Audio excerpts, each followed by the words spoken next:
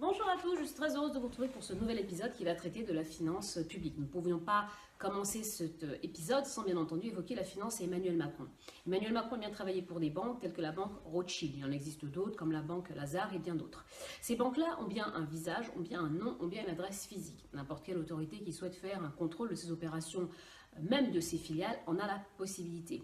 En opposition totale à la dark finance, à la cloud finance, qui elle va se nourrir de la misère du monde à travers des privatisations d'eau ou d'électricité, ou bien à travers des conflits géopolitiques ou de l'éclatement de certaines bulles. Emmanuel Macron a clairement décidé de la combattre, cette dark finance, mais n'a pas de problème direct avec la finance qui a un nom et qui a une adresse physique. Ces banques ont également poussé jusqu'à créer des mécénats et des œuvres caritatives financées par ces banques. Espérons que nous n'ayons pas un jour à regretter ces banques familiales. Cela voudra clairement dire que la dark finance aura pris le monopole de nos sociétés.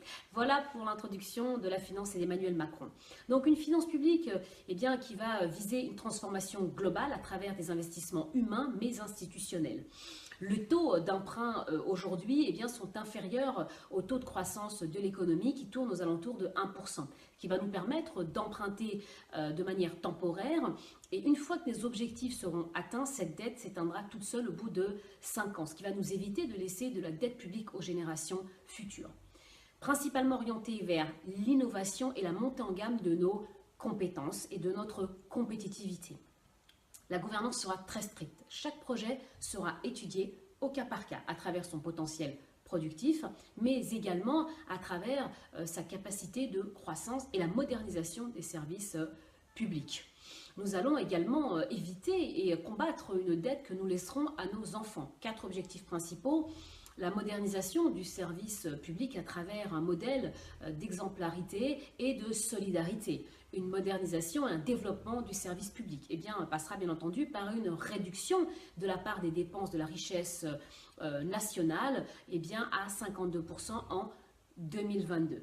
Deuxième point également, à travers la stimulation économique et l'amélioration de nos compétitivités, nous comptons gagner 1 point sur les emprunts obligatoires qui pourrissent notre dette publique.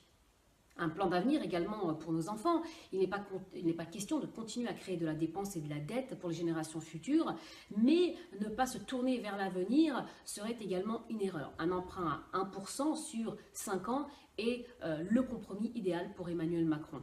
Regagner également la confiance de nos partenaires européens et maintenir un déficit à 3% est l'objectif d'Emmanuel Macron. Il y aura également, à travers l'État et les collectivités, une véritable confiance, une liberté totale dans les collectivités et leurs dépenses. Bien entendu, en contrepartie, ces collectivités s'engageront à ne pas contribuer à la dépense publique. Les administrations sociales, telles que l'assurance maladie, verront leurs objectifs de dépenses maintenus à 2,3% entre 2018 et 2022. Si on ne faisait rien, elles augmenteraient 2 fois plus vite. Nous ne toucherons pas aux politiques familiales ni aux retraites. Notre objectif, c'est clairement 15 milliards d'euros de dépenses dans la transition écologique, 15 milliards d'euros dans la compétence humaine, 5 milliards d'euros dans la santé, 5 milliards d'euros dans le transport et les équipements collectifs locaux. 5 milliards d'euros seront également consacrés à la modernisation de nos services publics, ce qui correspond à un montant de 50 milliards, dont 10 milliards seront versés aux collectivités. Voilà, j'espère avoir fait le point et vu les grandes lignes sur la finance publique et notre dette publique à travers le programme d'Emmanuel Macron. Je vous dis à bientôt!